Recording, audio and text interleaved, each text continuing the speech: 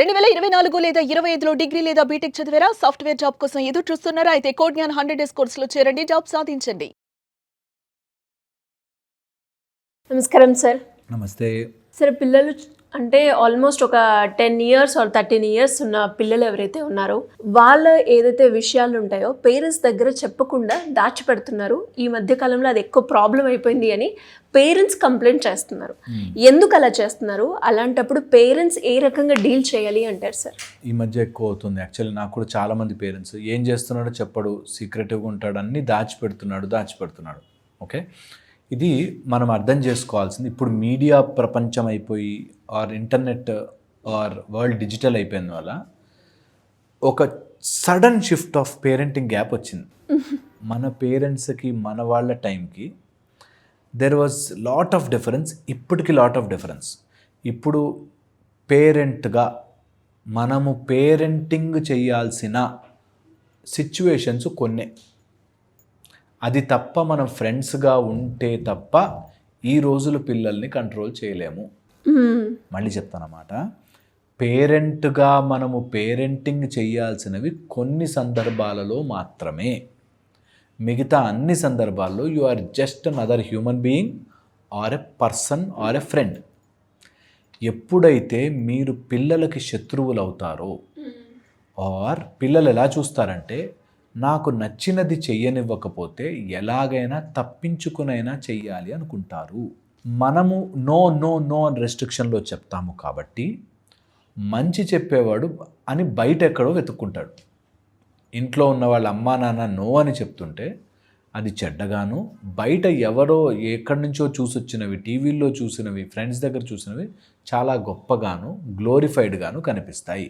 So మనము as a పేరెంట్గా parenting చేయాల్సిన సందర్భాలు కొన్ని, అంతకు మించి మనకి ఏ అథారిటీ లేదు. అది జనరేషన్ గ్యాప్ వల్ల వచ్చింది.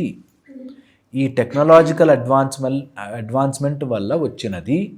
ఏంటంటే మనకి తెలిసిన దానికంటే 100 రెట్లు వీళ్ళకి తెలుసు. పిల్లలు మనకంటే చాలా తెలివైన నెక్స్ట్ జనరేషన్లో ఉన్నారు కాబట్టి వాళ్ళకి నీ జ్ఞానబోధతో పని లేదు. ఓకే, అందుకని నువ్వు బోధన ఇంటికి రాగానే స్కూల్లో టీచర్ చెప్తుంది, టీచింగ్ వాళ్ళు చేస్తారు. ఇంట్లో మాత్రం పేరెంట్గా టీచర్ అయిపోవద్దు. Just become a good friend. Good friend will always have boundaries, rules. Okay, ఒక బ్యాడ్ ఫ్రెండ్కి రూల్స్ ఉండవు. ఏదైనా చేయరా, నువ్వు ఏదైనా చేసుకో, నువ్వు తాగుతా అంటే తాగు, తింటా అంటే తిను అనేటట్టు ఉంటారు. Good friend will have rules. అరే ఇట్లా చేయకూడదు, మనం అట్లా చేయొచ్చు. కానీ ఫ్రెండ్గానే అథారిటీ లేదు. చూసారు, అక్కడ ఫ్రెండ్గానే ఉంది, అథారిటీ లేదు. నువ్వు ఇది చెయ్యకపోతే నీ కాళ్ళు ఎరగకూడదని చెప్పేది లేదు. Because we are totally in next generation level. Okay, ఇప్పుడు నెక్స్ట్ ఇప్పుడు అబ్రాడ్ కంట్రీస్ నుంచి అన్నీ మనం అప్పు తెచ్చుకుంటాం కదా, అలాగే ఇప్పుడు నెక్స్ట్ అప్పు తెచ్చుకుంటున్న ఒక భయంకరమైన థింగ్ ఏంటంటే 10 సంవత్సరాలకే పిల్లల్ని ఉద్యోగాల్లో వేసేయాలి, వాళ్ళు సొంతంగా డబ్బులు సంపాదించుకోవాలి. ఓకే, మంచిదే కదా, 10 సంవత్సరాలకు వాళ్ళకి బయట ప్రపంచం తెలుస్తుంది అని అనుకుంటారు, నెక్స్ట్ అనుకుంటారు. కానీ అక్కడి నుంచి అంతవరకే నేర్చుకుని ఇక్కడ ఇంకొంచెం మసాలా యాడ్ చేసి డబ్బులు వచ్చాయి కాబట్టి నేను ఎలాగైనా బిహేవ్ చేయొచ్చు అనే స్టేజ్కి వెళ్తారు పిల్లలు. ఓకే, ఇప్పుడు నేను ఫారెన్ నుంచి మాకు వచ్చే కాల్స్ కానీ ఎనీ అదర్ కంట్రీ నుంచి వచ్చే కాల్స్ 90% ఇవే ఉంటాయి. అటు వాడు బయటకు వెళ్ళి అదే డామ్స్లో ఉంటారు, ఆ డామ్స్లో అంతా డ్రగ్ ఎడిక్ట్స్ ఉంటారు, ఆ డ్రగ్ ఎడిక్ట్స్ ఫ్రెండ్స్ అవుతారు. ఇంకా అక్కడి నుంచి ఒక ప్యాటర్న్, లేదా అక్కడికి వెళ్ళిపోయి డిప్రెషన్లోకి వెళ్ళిపోయి సైకలాజికల్ వరీలోకి వెళ్ళిపోతారు, అదొక ప్యాటర్న్. లేకపోతే టూ మచ్ అగ్రెసివ్ అయిపోయి నేను ఇంకోటి ఏదో చేయాలి, నేను ఇంకా లైఫ్లో సక్సెస్ కాలేదండి అని తిరుగుతుంటారు. ఇలాగా పిల్లలంతా మారిపోయి అవి చెప్పుకోవడానికి యాజ్ ఎ పేరెంట్గా మనం ఎదగలేదు. సో పిల్లలకి ఏమైపోతుందంటే నేను చెప్పుకున్నా మా అమ్మా నాన్నకు అర్థం కాదు, so I don't have to communicate, నేను వాళ్ళకి చెప్పి పాయింట్లెస్ అనే స్టేజ్కి వెళ్తారు. సో అందుకని పిల్లలని యాజ్ ఎ ఫ్రెండ్ గాను, యాజ్ ఎ గుడ్ ఫ్రెండ్ గాను విత్ బౌండరీస్ ట్రీట్ చేయడం స్టార్ట్ చేయండి. ఈ రోజు నుంచే చిన్న పిల్లలతో మాట్లాడినట్టు మాట్లాడద్దు, పెద్దవాళ్లతో మాట్లాడినట్టు మాట్లాడాలి. ప్లస్ పిల్లలు దాచిపెట్టే కొన్ని సీన్స్ ఎప్పుడో మనం వెరీ అగ్రెషన్తో మనం వాళ్ళ మీద ఒక ఇమేజ్ క్రియేట్ చేసాం. సో ఆ అగ్రెషన్ని పక్కన పెట్టేసేయాలి. ఎప్పుడు యాంగ్రీగా ఉన్నందువల్ల సాల్వ్ కావు. అప్పటికప్పుడు సాల్వ్ అయినట్టు అనిపించినా నీ వెనకాల చాలా చేస్తారు. ప్రతి క్షణం మనం గమనించలేము. సో అందుకని aggression will never help you.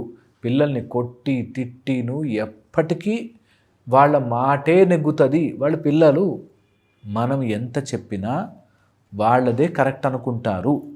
అందుకని be very careful in handling them. Okay, పిల్లలు మనకి చెప్పుకోలేని సందర్భాల్లో కొన్నే ఉంటాయి. ఒకటి జెండర్ విశేషం కానీ, లేకపోతే డబ్బులు కానీ, వాళ్ళకి కావాల్సింది తినడం కానీ, ఎడిక్షన్స్ కానీ, లేకపోతే ఫ్రెండ్స్ ఫన్ యాక్టివిటీస్ కానీ చెప్పుకోలేరు. నేనేమంటానంటే వాళ్ళన్నీ చెప్పాల్సినట్టుగా అవసరం లేదు మనకి. బట్ ఏదైనా ప్రాబ్లం వస్తే చెప్పుకోవడానికి నేనున్నాను అనే నమ్మకం మాత్రమే కలిగించాలి. నాకు తెలిసిన ఒక మదర్ ఉంది. అబ్బాయి స్కూల్ నుంచి వస్తాడు, వచ్చి బ్యాగ్ అట్లా పెట్టగానే అనాలిసిస్ స్టార్ట్ అయిపోయింది. ఎందుకు అలా ఉన్నాడంటారు, ఏమవుతుంది, వాడు డల్గా ఉన్నాడంటే ఈరోజు స్కూల్లో ఏం జరిగిందో, ఈ టైప్లో ఏదైనా జరగచ్చు. It is his game, he has to go through. వాడు ఫేస్ చేసి బయటకు రా. ప్రాబ్లం ఉంది అంటే తండ్రిని తల్లిని నేనున్నాను అని చెప్పుకునే ఒక ఎన్విరాన్మెంట్ క్రియేట్ చేయాలి. 1. నెక్స్ట్ వచ్చేసి పిల్లల నుంచి మనం కాపాడుకోవాల్సింది, అది కొట్టి తిట్టి మనం అరిచినా సరే కాపాడుకోవాల్సింది డ్రగ్స్ నుంచి, very very very very important. వ్యసనాల నుంచి, ఈ సిగరెట్, మందు, డ్రగ్స్ ఇప్పుడు ఎట్టి పరిస్థితుల్లోనూ మనం ఆపాలి. And digital phones addictions, TV addictions, game addictions నుంచి మనం ఆపాలి. ఎట్టి పరిస్థితుల్లో ఆపాలి. అక్కడ parent has to be strict. ఇవి తప్ప మిగతా అన్ని అసెస్మెంట్లు, మార్కులు ఎన్ని వచ్చాయి, నీకు ర్యాంకులు ఎంత వచ్చాయి, వీటి మీద నువ్వు ప్రెషర్ పెట్టినంత మాత్రం వాడు చదివేసి రేపు పొద్దున గొప్ప వ్యక్తి అయిపోలేడు. వాటి మీద ప్రెషర్ పెట్టడం వల్ల నీకు ఆల్టర్నేటివ్ వెతుకుని ఇంకా చెడ్డవాడైతాడు తప్పితే బాగుపడడు. ఒక అబ్బాయికి మ్యాథ్స్ రాలేదనుకోండి, రావట్లేదు వాడికి, డోంట్ ప్రెషరైజ్, డోంట్ పుష్. అంటే చిన్నప్పుడు బాగానే చేసేవాడండి మ్యాథ్స్, ఈ మధ్య పాడైపోయినా, చిన్నప్పుడు మ్యాథ్స్ వరకు వచ్చింది, దాని తర్వాత కాన్సెప్ట్స్ ఎక్కట్లేదు, అంతే. అది సైన్స్లో బాగుంటాడేమో, ఆర్ట్స్లో బాగా వెళ్తాడేమో, రేపు పొద్దున ఏమైనా బుక్స్ రాస్తాడేమో, కవిత్వాలు రాస్తాడేమో, నువ్వెందుకు అన్నెసరీగా దాన్ని పుష్ చేస్తాం. సో అలాంటి విషయాల్లో ప్రెషర్ పెడితే ఇలాంటి విషయాల్లో దూరం అయిపోతారు. ఇది వెరీ వెరీ ఇంపార్టెంట్. ఎప్పుడైనా వాళ్ళ సైడ్ నుంచి వాళ్ళు చెప్పుకుంటే అన్ని షాక్ రియాక్షన్లు, అంత గొడవ రియాక్షన్లు, ఫైట్ రియాక్షన్లు తీసుకోవద్దు. ఒకవేళ వాడు నిజంగా జెన్యూన్గా ఏదైనా జరిగింది అని చెప్తే దాన్ని there is a method how to deal అని తెలుస్తుంది. పిల్లలు మీతో చెప్పుకోవట్లేదు అంటే ఇద్దరు చాలా ఫైట్ చేసుకుంటున్నట్టు, ఇంట్లో అమ్మా నాన్న కొట్లాడుకుంటున్నట్టు దానిలో వెనకాల సీన్. అండ్ పిల్లలకి మనం నేర్పించాల్సిన చిన్నప్పటి నుంచి చెప్పుకోలేని చీకటి పని ఏది ఎప్పుడు చేసినా తప్పే. ఈ మాట 1కి 10 సార్లు అందరి పిల్లలకి చెప్పండి. తల్లి తండ్రికి చెప్పుకోలేని చెడు పని అది, చీకట్లో చేసే పని చీకటి పనే. అది ఎంతైనా కానీ నువ్వు ఎంత కవర్ చేసుకున్నా సరే. అందుకే మనం అన్నీ నేర్పించాల్సింది పిల్లలకి మంత్రముగా, తారక మంత్రంగా నేర్పించాల్సింది character is everything. Okay, if wealth is lost, nothing is lost. Nothing is lost. If health is lost, something is lost. If character is lost, everything is lost. So అందుకని ఖచ్చితంగా వ్యక్తిత్వాన్ని నిలబెట్టుకునే మాటలు చెప్తూ ఉండాలి. దట్ ఏదన్నా కానీ క్లాస్ పీక్తున్నట్టు కాదు, ఏదన్నా కానీ నువ్వు ఎగ్జాంపుల్గా నిలబడు. అండ్ నువ్వు చెప్పేటప్పుడు నిజంగా మా నాన్న కూడా చేశాడు, మా అమ్మ కూడా చేసిందంటే పిల్లలు ఎట్లాగైనా అర్థం చేసేసుకుంటారు. అందుకని ప్లీజ్ మేక్ షూర్ దట్ నువ్వు మాట్లాడేటప్పుడు, నువ్వు చెప్పేటప్పుడు చెప్పింది జెన్యూన్ అని తెలియాలి వాళ్ళకి. దట్ నువ్వు చెప్తుంటే క్లాస్ పీకుతున్నట్టు కాకుండా నిజంగా ఇది చేస్తే మంచిగా ఉంటుంది అని చెప్పిన రోజున పిల్లలు ఆటోమేటిక్గా మనకొచ్చి చెప్పుకుంటారు, కమ్యూనికేట్ చేస్తారు. ఇదంతటితో పాటు కొంతమంది పిల్లలకి సమ్ ఏల్నాట్స్ అని, సమ్ కేతుగ్రహ ప్రభావము, టైంలో వాళ్ళకుండే అక్కడ శుక్రుడు వీక్, ఇట్లా ఉండడం వల్ల చెడు సావాసాలకి వెళ్తాడు. రాహు టైంలోనూ చెడు సావాసాలకి వెళ్తారు. That is part of their life process. వాళ్ళని చెడ్డ చేసుకుని నేను ఫైట్ చేసుకునే కంటే ఆ టైంకి వాళ్ళకి ఆ బుద్ధి అట్లా ప్రవర్తిస్తుంది. దాన్ని ఎంత మనము డిటాచ్ చేయడానికి ట్రై చేయొచ్చు. అందుకే చిన్నప్పటి నుంచి ఫోన్లు కానీ, చెడు వ్యసనాల జోలికి కానీ ఆపోజిట్ జెండర్ అట్రాక్షన్కి కానీ పిల్లల్ని పంపించొద్దు టిల్ 12 years. 12 ఏళ్ళ లోపల వాళ్ళ మైండ్లో పడ్డ ముద్ర చెరిగిపోనిది. అందుకని చాలా చాలా జాగ్రత్తగా ఉండాలి.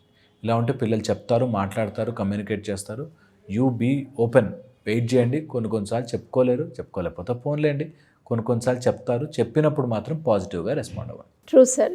కొంతమంది పేరెంట్స్ ఉంటారు, ప్రతి విషయం నాకు కమ్యూనికేట్ చేయాల్సిందే, చెప్పుకోవాల్సి లేదు అంటే అక్కడ మొత్తం ఇంట్లో అంతా రచ్చ. హాస్టల్ లాగా ఉంటుంది. ఖచ్చితంగా. అండ్ ఒక క్లారిటీ వచ్చే ఉంటుంది సార్ పేరెంట్స్ అందరికీ కూడా, ఓహో ఇలా విన్ని సెట్ చేయాలి అని. Thank you sir, thank you so much.